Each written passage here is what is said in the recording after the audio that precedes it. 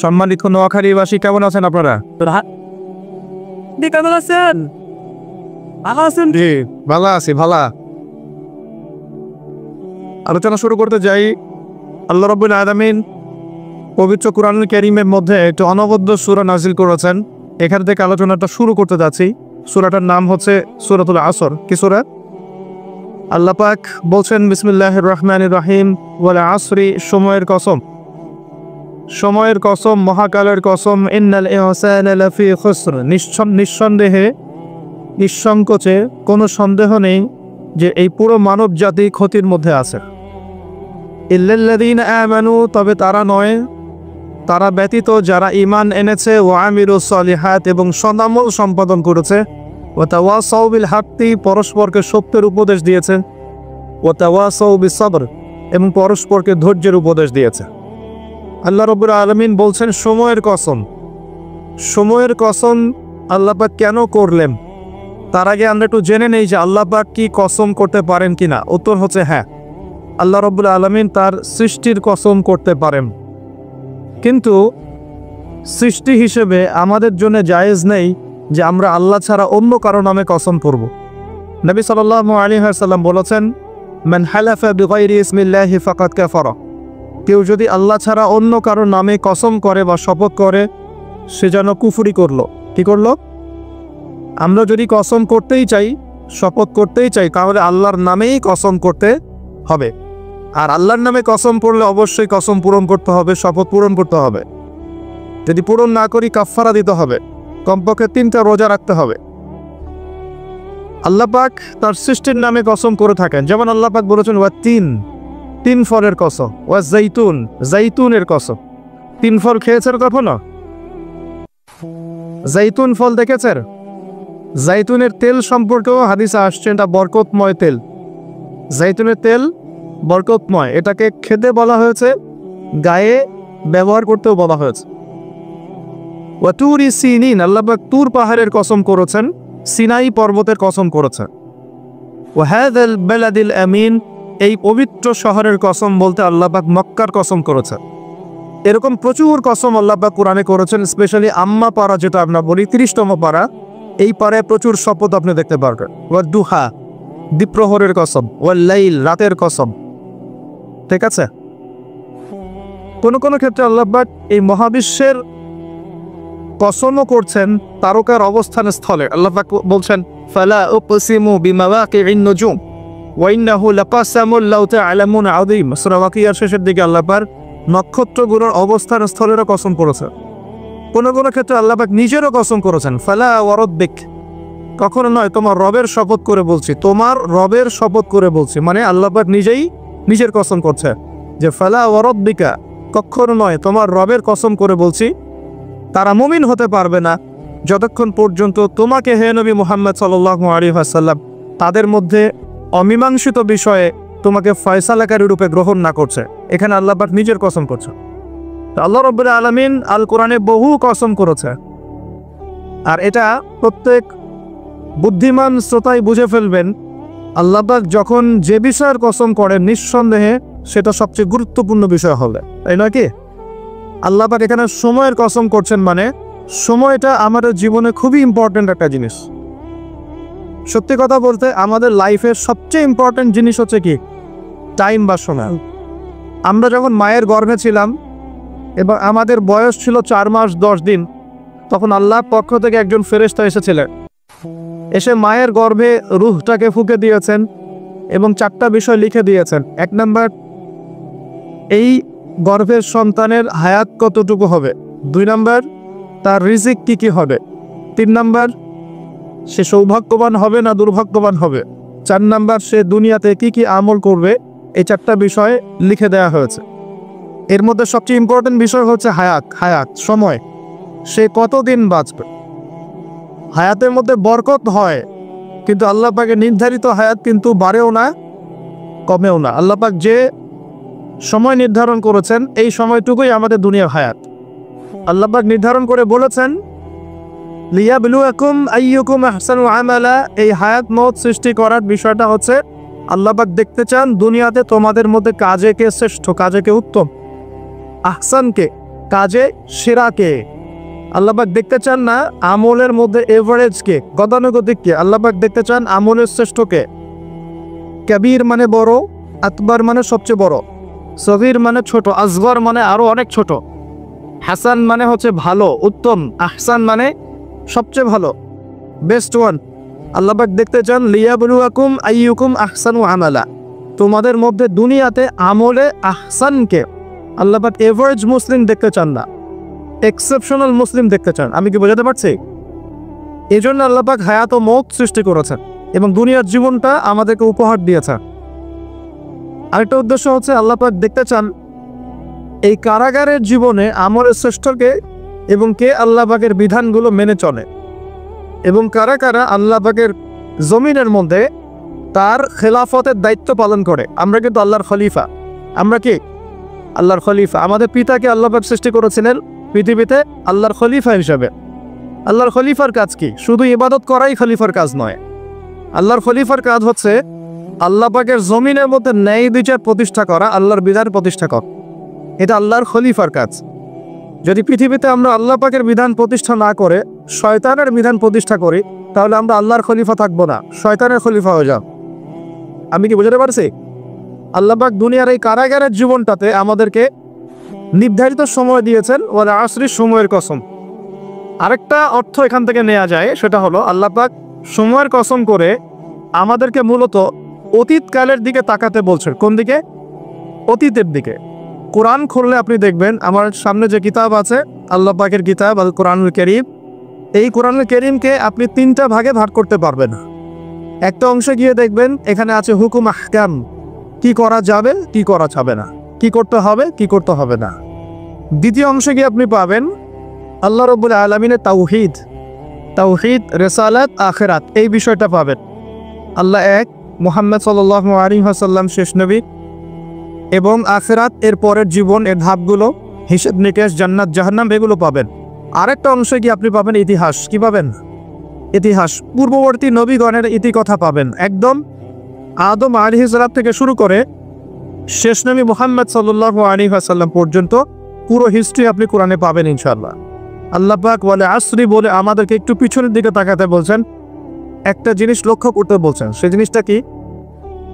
সেই জিনিসটা হচ্ছে আল্লাহ পাক লক্ষ্য করতে বলছেন যে আদম আলাইহিস সালাম থেকে শুরু করে শেষ নবী পর্যন্ত, মানে মুহাম্মদ রাসূলুল্লাহ সাল্লাল্লাহু আলাইহি ওয়াসাল্লাম পর্যন্ত আল্লাহ পাকের একটা কমন সুন্নত দেখা যাচ্ছে। কমন সুন্নত, সাধারণ সুন্নত। কি সুন্নত? প্রত্যেক যুগে যুগেই যারা আল্লাহ পাকের বিধান মেনেছে, তার নবীর আনুগত্য করেছে, আল্লাহ পাক সেই মুমিন মুসলিম বান্দাদেরকে দুনিয়াতেও নাজাত দিয়েছেন, পরকালেও জান্নাত দিয়েছে। ঠিক আছে কথা? আচ্ছা, আরেকটা সুন্নত হচ্ছে প্রত্যেক যুগে যুগে আদম থেকে নিয়ে শুরু করে মুহাম্মদ সাল্লাল্লাহু আলাইহি ওয়াসাল্লাম পর্যন্ত প্রত্যেক যুগে যুগেই যে বা যারাই আল্লাহর কথা শোনে নাই, আল্লাহর বিধান মানে নাই, তার নবীর আনুগত্য করে নাই, আল্লাহ পাক দুনিয়াতেও ধ্বংস করেছেন, আখিরাতেও ধ্বংস করেছেন। এই সুন্নতটা ইতিহাসে একদম কমন। আমি এক্সাম্পল দিয়ে বোঝাচ্ছি। নূহ আলাইহিস সালামের যুগে চলে যান, একটু খেয়াল করে দেখেন 950 বছর দাওয়াত দেওয়ার পরে মাত্র 40টা বা 80টা পরিবার ইসলাম কবুল করেছে। আল্লাহ পাক এই সারা দুনিয়ায় সেই 80টা পরিবারকেই বাঁচিয়ে রাখলেন, নিষ্কৃতি দিলেন, উদ্ধার করলেন, বাকি সবাইকে ডুবিয়ে মেরে দিলেন। আল্লাহর সুন্নাত। আল্লাহ পাকের কিছুই পরোয়া নাই। পরোয়া আছে? আচ্ছা, তারও একটু আগে যান, আদম আলাইহিস সালামের 2 ছেলে হাবিল এবং কাবিল, মনে আছে? কাবিলের কুরবানি কবুল হয় না, হাবিলেরটা কবুল হয়। তো এখানে হিংসা, এখানে কি হিংসা, পরশ্রী কাতরতা। তারটা কেন কবুল হয়, আমারটা কেন হয় না? এই হিংসার বশবর্তী হয়ে এক পর্যায়ে কাবিল হাবিলকে হত্যাই করে ফেললো, এবং সেই হত্যাকাণ্ডের সাক্ষী ছিল একটা পাখি, তার নাম কি? কাক। কাক, হ্যাঁ। বিষয়টা হচ্ছে যে কাক সাক্ষী যে আদম আলাইহিস সালাম এর 2 সন্তান, এক সন্তানকে হত্যা করার পর আরেক সন্তান মাথায় হাত দিয়ে বসে আছে। কিভাবে তার ভাইকে দাফন করবে এই জ্ঞান তার কাছে নাই। আল্লাহ পাক কাককে পাঠালেন, সে মাটি খুঁড়ে দেখালো কিভাবে দাফন করতে হয়। তার মানে শিক্ষা বলে চারপাশেই আছে। শিক্ষা গ্রহণ করার জন্য সবসময় টেক্সট বুকের প্রয়োজন হয় না। শিক্ষা গ্রহণ করার জন্য সবসময় টেক্সট বুকের প্রয়োজন হয় না। এই ডারউইনের মতবাদের প্রয়োজন হয় না। শিক্ষা গ্রহণ করার জন্য একটু দূরদর্শিতাই যথেষ্ট। বহু মানুষ এই পৃথিবীতে বেঁচে আছেন যাদের অক্ষর জ্ঞান নাই, লিটারাল জ্ঞান নাই, কিন্তু তারা অনেক বেশি অভিজ্ঞতা সম্পন্ন আছেন না? আচ্ছা, এমনকি আমাদের প্রিয় নবী মুহাম্মদ রাসূলুল্লাহ সাল্লাল্লাহু আলাইহি ওয়াসাল্লাম কিন্তু এই আক্ষরিক জ্ঞান আলিফ বা তা সা এগুলো লিখতে পড়তে জানতেন না। এটা কি আপনারা জানেন? আল্লাহ পাক তাকে শেষ নবী করেছেন এবং আমরা তাকে বলি তিনি উম্মি। উম্মি মানে হচ্ছে অক্ষর জ্ঞানহীন। কিন্তু এই পৃথিবীর সবচাইতে জ্ঞানী মানুষ, ইতিহাসের শুরু থেকে শেষ পর্যন্ত সবচাইতে জ্ঞানী মানুষ হচ্ছেন মুহাম্মদ রাসূলুল্লাহ সাল্লাল্লাহু আলাইহি ওয়াসাল্লাম। অক্ষর জ্ঞানী সব কিছু নয়। সিগনেচার করতে পারলেই এই আপনার একটা জাতি জ্ঞানী হয় না। সাক্ষরতার হার বাড়লেই একটা জাতি জ্ঞানী হয় না। একটা জাতি জ্ঞানী হয় তখন যখন তার ভিতরে আধ্যাত্মিক পরিবর্তন আসে, যখন তার ভিতরে মানবিক গুণগুলো ইনস্টল হয়, যখন সে মানবতার কল্যাণে কাজ করতে পারে, যখন সে খারাপ পথে যায় না, ন্যায়ের পথে থাকে, অন্যায়ের পথে যায় না, তখন সে ভালো হয়। অক্ষর জ্ঞান সব কিছু নয়। আর আমরা এখন পাশের হারটাকে বেশি ফোকাস করি। কত পার্সেন্ট পাশের হার, কত পার্সেন্ট শিক্ষিত, এটা বড় কথা নয়, কত পার্সেন্ট পাশের হার। পাশের হার সব কিছু নয়। একটা দেশ আছে এখনো পৃথিবীর, তার নাম ভুটান। কি নাম? বলা হয় যে পৃথিবীর সবচেয়ে সুখী দেশগুলোর মধ্যে একটা হচ্ছে ভুটান। তারা কীরকম জানেন? কৃষিকাজ করে, হ্যাঁ কৃষিকাজ করে, দিন আনে দিন খায়, চাষাবাদ করে, ফসল ফলায়, যে ফসল খাওয়া দাওয়া করার পরে যেটা বেঁচে যায় সেটা এক্সপোর্ট করে। কেউ কারোর সাথে হানাহানিতে যায় না।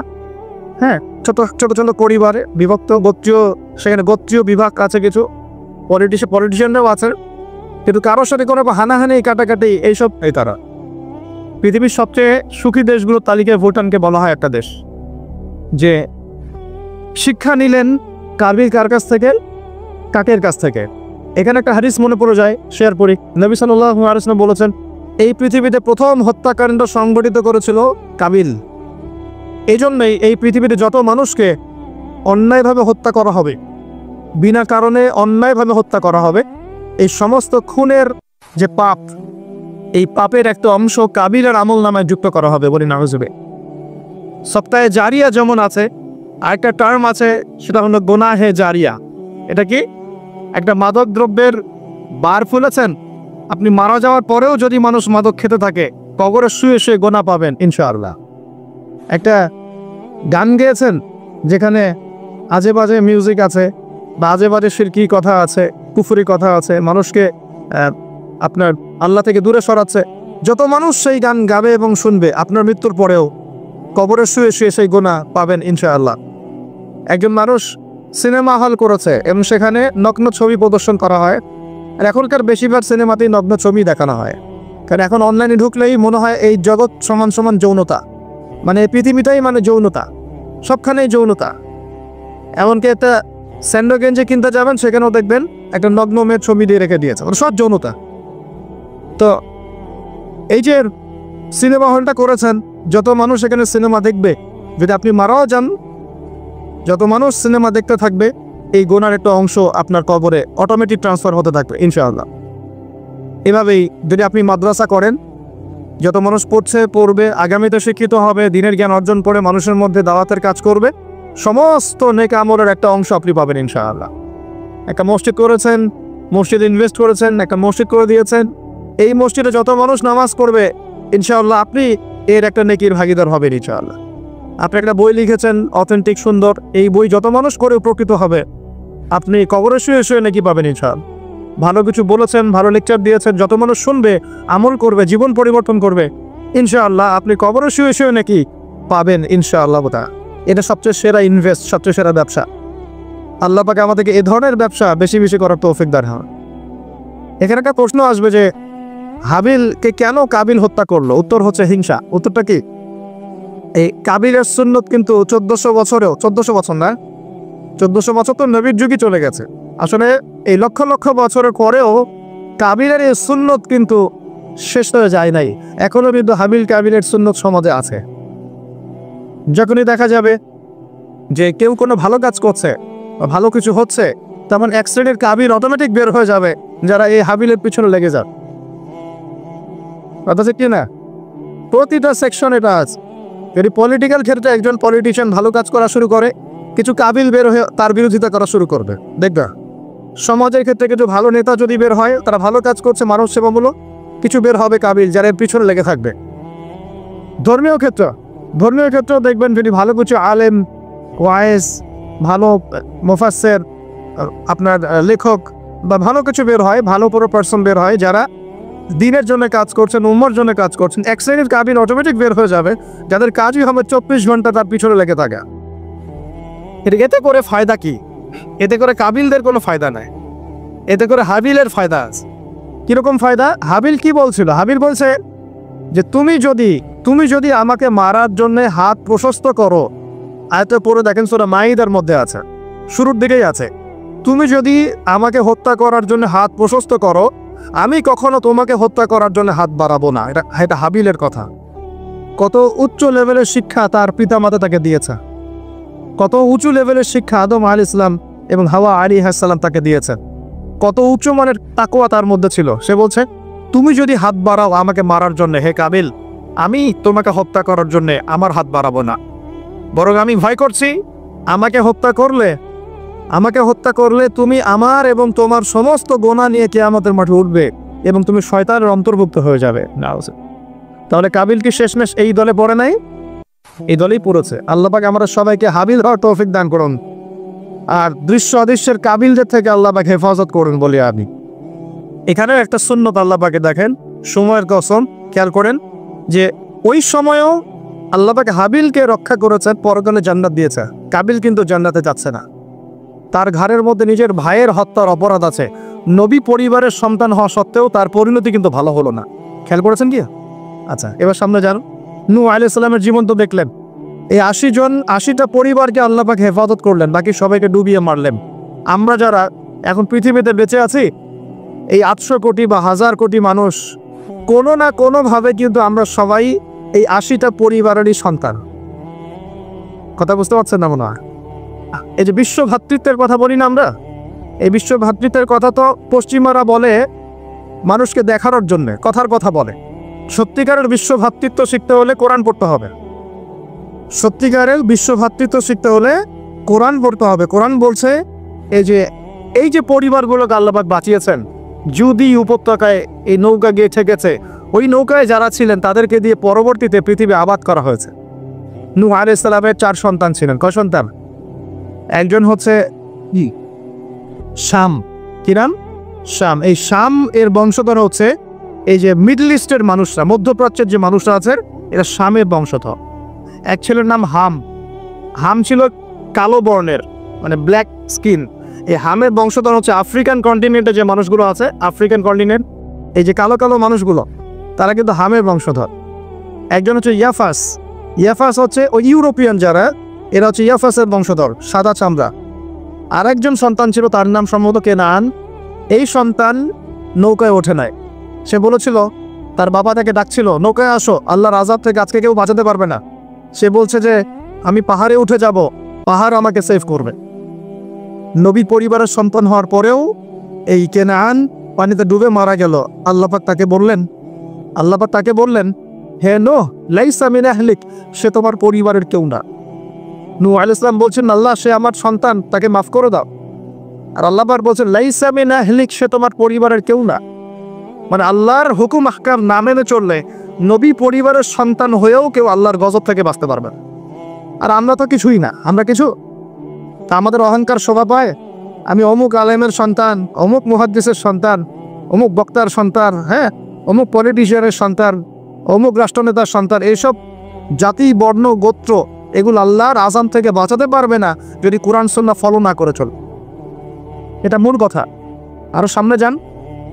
এবার ইব্রাহিম আলাইহিস সালামের যুগটা আপনাকে দেখাই। ওই যুগের সময়টা দেখেন, বলে আসনি। ওইখানে আল্লাহ রাব্বুল আলামিন ইব্রাহিম আলাইহিস সালাম এবং তার অল্প সংখ্যক অনুসারীকে উদ্ধার করেছেন, বাঁচিয়েছেন। নমরুদের এই বিশাল রাজত্ব আল্লাহ পাক ধসিয়ে দিয়েছেন কি দেন নাই? আল্লাহর সুন্নাত পরিবর্তন হয়েছে?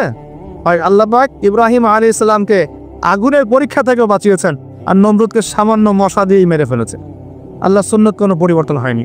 নবী মূসা আলাইহিস সালামের যুগে যান, ফেরাউনের বিশাল বাহিনী, এখনকার রাশিয়ান বা ন্যাটো বা ইউরোপিয়ান কন্টিনেন্টে যত আছে, এই সবগুলোকে একত্রিত করলেও মনে হয় ফেরাউনের বাহিনীর মতো হবে না। এই পুরো বাহিনীটাকে এক মনে হয় 1 ঘন্টার মধ্যেই আল্লাহ পাক লোহিত সাগরে ডুবিয়ে মেরে দিলেন। একদিনের মধ্যেই। আল্লাহ পাকের কোনো পরোয়া নাই। আর বনু ইসরাইল আর মূসা আলাইহিস সালামকে আল্লাহ পাক উদ্ধার করলেন। আল্লাহ পাকের সুন্নত এটাই, যুগে যুগে ওয়াল আসরি, একই সুন্নত। আদ জাতির কথা দেখেন, বিশাল আকার দেখেন মানুষ ছিল, একদম তাল গাছের সমান সমান লম্বা। তার একটা কথা বলতো, মান আশাদ্দু মিন্না কুওয়া, আমাদের চেয়ে শক্তিশালী কে আছে, তারা বলতো এই কথা। আল্লাহ পাক ওদেরকে 6 দিন 7 রাতের মধ্যেই এই বাতাসের তীব্র বেগে উপড়িয়ে দিলেন, খেজুর গাছের কাণ্ডের মতো ঘরের সামনে পড়ে থাকলো। কেউ বাঁচাতে পারলো না। বাঁচাতে পারলো? পরের জেনারেশন আসলো সামুদ জাতি, তাদের নবীর নাম কি? সালেহ আলাইহিস সালাম। সালেহ আলাইহিস সালাম দাওয়াত দিলেন, তারা দাওয়াত কবুল করলো না। আল্লাহ পাক সালেহ আলাইহিস সালাম এবং তার সাথী জাতিকে বজ্রপাত, বিদ্যুৎ চমকায় না, বিদ্যুৎ, এই বিদ্যুৎ দিয়ে পুরো সামুদ জাতিকে আল্লাহ পাক ধ্বংস করলেন। কিভাবে ধ্বংস করলেন জানেন? একবার খালি একটা শব্দ হয়েছে, বিকট এক শব্দেই শেষ। একটা বিকট শব্দ, ব্যাস এক শব্দে সবার জান চলে গেছে, জান কবজ হয়ে গেছে এক শব্দের মতো। সামুদ জাতি শেষ। একটা জাতির নাম ছিল মাদিয়ান, কওমে মাদিয়ান। এই জাতির নবী ছিলেন শুআইব আলাইহিস সালাম। এই জাতির পাপ ছিল, তারা মাপে কম দিত। কি করতো? আজকে যারা ব্যবসা করে মাপে কম দেন, সতর্ক হয়ে যাবেন। একটা জাতির উপর দুর্ভিক্ষ নেমে আসে তখন, যখন ওই জাতি মাপে কম দেয়। আমাদের সমাজে প্রচুর ব্যবসায়ী আছেন যারা মাপে কম দেন, ভেজাল খাওয়ান, একদিনের খাবার আরেক দিন খাওয়ান, মিথ্যা কসম করে পণ্য বিক্রি করেন এবং মানুষকে বিষ খাওয়াতেও দ্বিধাবোধ করেন না, সামান্য কয়টা টাকার জন্য। সামান্য কয়টা টাকার জন্য। কয়দিন আগে দেখলেন না, এই যে বিরিয়ানি একটা রেড করলাম, দেখেন নাই? ওই যে 2 গ্লাস খাওয়াচ্ছে, খান, আপনারা খান, ওরা খাবে না, ওরা খাচ্ছে না। এরকম ব্যবসায়ীর সংখ্যা কি কম না বেশি? সবখানেই প্রতারণা। আমি এদিকে আসছি পরে ইনশাআল্লাহ। মানে শেষ জামানার সবচেয়ে বড় সমস্যাগুলোর মধ্যে একটা হচ্ছে বিশ্বাসহীনতা, প্রতারণা। এই জামানায় আমানত উঠে যাবে। কি উঠে যাবে? আমানত উঠে যাবে। আমানতদার ব্যক্তি খুঁজে পাওয়া যাবে না। নবীজি বলছেন ফসকার মতো মনে হবে, ফসকার মতো। গায়ে ফসকা পড়লে যেমন 2-একটা দাগ থেকে যায়, এরকম আমানতদার ব্যক্তি রেয়ার খুঁজে পাওয়া যাবে। মানুষ বলবে অমুক গ্রামে একটা আমানতদার ব্যক্তি আছে, এত রেয়ার হয়ে যাবে। সবখানে প্রতারণা। ঢাকার মতো শহরে যারা আমরা থাকি, মানুষের চোখে মুখে গেলে অবিশ্বাস, খালি অবিশ্বাস। কেউ কাউকে বিশ্বাস করতে পারে না। কেউ যদি একটা ভিক্ষুক যদি এসে গ্লাসের মধ্যে নক করে বলে যে আমাকে 2টা টাকা দেন, আমি ভাত খাইনি 3 দিন, বিশ্বাস করতে কষ্ট হয় যে সত্যি সত্যি নিচ্ছে না মিথ্যা মিথ্যা নিচ্ছে। এত অবিশ্বাস এখন। তারপরে ভিক্ষারও সিস্টেম, বলে যে আমাকে একটা কম্বল কিনে দেন, আর বড় বড় ফিগার চাচ্ছে, বড় ফিগার। আমি শাড়ি কিনবো, আমি লুঙ্গি কিনবো, সবার কাছে এই কথা বলে বলে সে টাকা উঠাচ্ছে। পরে গিয়ে দেখেন ওই টাকার একটা অংশ সে মাশাআল্লাহ নষ্ট করে ফেলছে, আরেকটা অংশ দিয়ে কি করছে জানেন? শুনলে অবাক হয়ে যাবেন।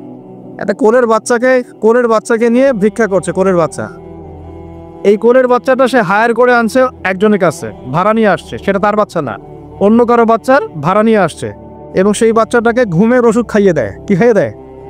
ঘুমের ওষুধ খাইয়ে দেয়। ফিডারের সাথে অন্য কিছুর সাথে ঘুমের ওষুধ খাইয়ে দেয়। বাচ্চা ঘুমায়, আর বাচ্চাকে ফেলে রেখে সে বলে যে বাচ্চা অসুস্থ, চিকিৎসার জন্য টাকা দেন, চিকিৎসার জন্য টাকা দেন। মানুষ টাকা দিয়ে যায়, কেউ দেয় কেউ দেয় না, দিয়ে যায়। এই যে একটা টাকা হয় সারাদিন শেষে, বাচ্চা ঘুমিয়েই আছে, বাচ্চা ঘুমের ওষুধ খাওয়া।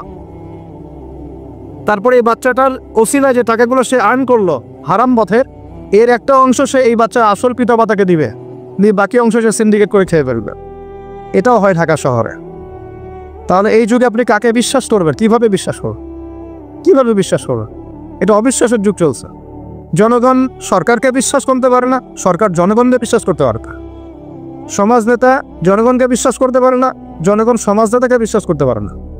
একজন ইমাম সাহেবকে মুসল্লি বিশ্বাস করতে পারে না, মুসল্লিকে ইমাম সাহেব বিশ্বাস করতে পারে। কোনো কোনো ক্ষেত্রে একটা ওয়াজ মাহফিল হচ্ছে, ওয়াজ মাহফিলের আয়োজক কমিটিকে বক্তা বিশ্বাস করতে পারে না, বক্তাকে ওয়াজ মাহফিলের কমিটি বিশ্বাস করতে পারে। এমনও হচ্ছে, ওয়াজ করে চলে গেছি, এমনও হয়েছে যে খামের ভিতরে সব পাত্তি, কিছুই নাই। তো এরকমও যে হইতে পারে সেটা তো কল্পনা ছিল না। আসেন হুজুর দেখা যাবে, আসার পরে আর দেখার নাম নাই। কোনো কোনো মাহফিল হচ্ছে এমন, মাহফিল সে নেমে গাড়িতে ওঠার পর মাহফিল কমিটির ফোন নাই, বন্ধ। কিভাবে বাসায় যাবো কোনো ফিকির নাই। তো প্রত্যেকটা ক্ষেত্রে প্রতারণা, প্রতিটা সেক্টরে, উপর থেকে সব জায়গায় প্রতারণা। এই যুগে আপনি আবার একটা মেয়েকে ভালোবাসতে যাচ্ছেন, ভাবছেন যে সে আপনার বিশ্বাস রক্ষা করবে? এখানেও প্রতারণা। দাঁড়ান, আমি কন্টেন্ট হারিয়ে ফেলবো। ছেলেকে বাবা বিশ্বাস করতে পারছে না, বাবাকে ছেলে বিশ্বাস করতে পারছে না।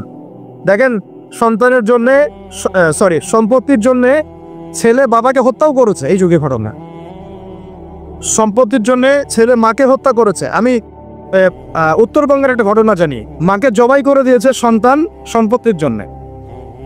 স্বামী স্ত্রীকে বিশ্বাস করতে পারে না, স্ত্রীকে স্বামী বিশ্বাস করতে পারে না।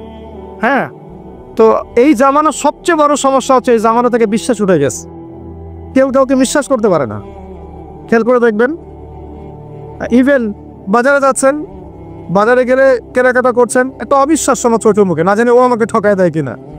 কেউ যদি ভালো মতো এসে এক কাপ চাও অফার করে, ভাই আসেন চা খাই এক কাপ, বিশ্বাস করতে কষ্ট হবে, না জানি চা এসে যাবে কি খাওয়া দেয়।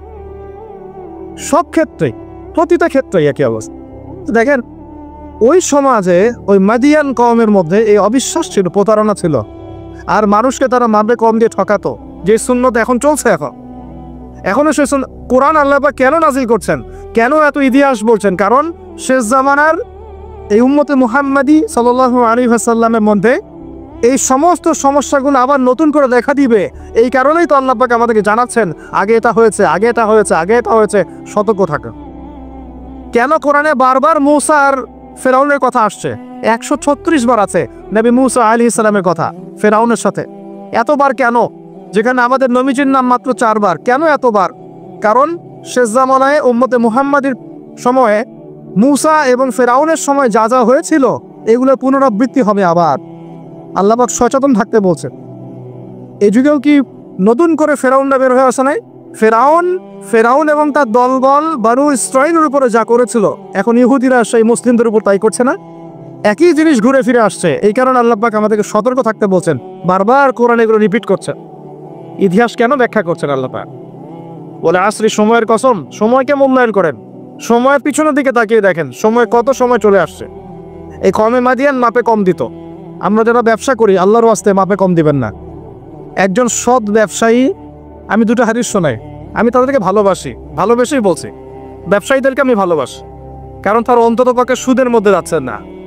এখন ব্যবসা করে আপনি যদি হালাল ধরে রাখতে না পারে, তাহলে ব্যবসাটা বৃথা হচ্ছে। আল্লাহ পাক বলছেন, আহাল্লাহুল বাই'a ওয়া হাররামা রিবা। আল্লাহ পাক ব্যবসাকে হালাল করেছেন, সুদকে হারাম করেছেন। আপনি সুদ খাচ্ছেন না, ব্যবসা করছেন, আলহামদুলিল্লাহ। কিন্তু যদি আপনি মাপে কম দেন, মিথ্যা কসম করে পণ্য বিক্রি করেন, সিন্ডিকেট করেন, মাল ইচ্ছা করে মজুত করে পরে দাম বাড়িয়ে দেন, এই যে 2 নম্বরই যদি করেন, আমাদের খেয়ানত করেন, তাহলে আপনাদের এই পাপের কারণে পুরো জাতির উপর দুর্ভিক্ষ নেমে আসবে। এটা হাদিস। আর যদি আপনি সৎ ব্যবসায়ী হতে পারেন, নবী সাল্লাল্লাহু আলাইহি ওয়াসাল্লাম বলেছেন, নবীদের সাথে, শহীদদের সাথে আপনার হাসর হবে ইনশাআল্লাহ। একজন সৎ ব্যবসায়ী নবীগণ, শহীদগণের সাথে ইনশাআল্লাহ তাআলা কিয়ামতের মাঠে হাসর করবে ইনশাআল্লাহ তাআলা। আমরা কি এটা চাই না? আর এক শ্রেণীর মানুষকে আমি ভালোবাসি, তারা হচ্ছেন পলিটিশিয়ান। কেন ভালোবাসি? কারণ তারা অ্যাটলিস্ট কাপুরুষতার পরিচয় না দিয়ে নিজের কাঁধে দায়িত্ব নিয়ে সমাজ সংস্কার করার চেষ্টা করছেন। আমাদের সমাজে 2 ধরনের মানুষ আছে। এক, যারা খালি সমালোচনা করতে পারে, ভালো মন্দ কমেন্ট করতে পারে। আর এক শ্রেণীর মানুষ চ্যালেঞ্জ গ্রহণ করতে পারে, যে আমি চ্যালেঞ্জ নিয়ে এটাকে পরিবর্তন করব। এই 2 শ্রেণীর মানুষ পাবেন আপনি। এক, কোনো কাজের না, সারাদিন কমেন্ট করতে পারে, এটা ভালো না, এটা ভালো, এটা খারাপ, এটা এই, এটা সেই, এটা করতে হবে, ওইটা, মানে এদেরকে আমি নাম দিয়েছি করতে হবে গ্রুপ অফ ইন্ডাস্ট্রিজ। মানে করতে হবে, এইটা করতে হবে, ওইটা করতে হবে, এটা করা উচিত, ওইটা করা উচিত। খুবই বুদ্ধিদীপ্ত মানুষেরা, কিন্তু কাপুরুষ। কারণ নিজেরা চ্যালেঞ্জ গ্রহণ করে এটা বিপদ ফেস করে সামনে যেতে পারে। আলেমদের ভুল ধরছেন, আপনি নিজে আলেম হচ্ছেন না কেন? আলেমদের অনেকের ভুল যাচ্ছে, তো আপনি পড়াশোনা করে আলেম কেন হচ্ছেন না? সমাজ পরিচালনাকারীদের ভুল ধরছেন, সমালোচনা করছেন, তো আপনি সমাজ চালাচ্ছেন না কেন? রিস্ক দিচ্ছেন না কেন? দাঁড়ান, আসেন এখানে। আপনি পলিটিশিয়ানদের সমালোচনা করছেন, তাহলে আপনি পলিটিশিয়ান কেন হচ্ছেন না? আপনি ইকোনমিক সেকশনের মানুষের সমালোচনা করছেন, আপনি কেন দায়িত্ব নিচ্ছেন না? কেন যোগ্যতা অর্জন করে, ঝুঁকি নিয়ে, চ্যালেঞ্জ গ্রহণ করে সমাজ পরিবর্তন করার রিস্ক নিচ্ছেন না কেন? তাহলে 2 শ্রেণীর মানুষ পাওয়া যায়। কিছু মানুষ শুধু কথাই বলতে পারে, আর কিছু মানুষ কাজ করে দেখায়। তো অ্যাটলিস্ট তারা কাজ করে দেখানোর জন্যে বা মানুষের ভালো করার স্বার্থে তারা একটা দায়িত্ব কাঁধে নিয়েছেন। হয়তো দায়িত্বের যে ইসলামাইজেশন বা ইসলামিক দায়িত্ববোধ এটা তাদেরকে হয়তো বোঝানো যাচ্ছে না।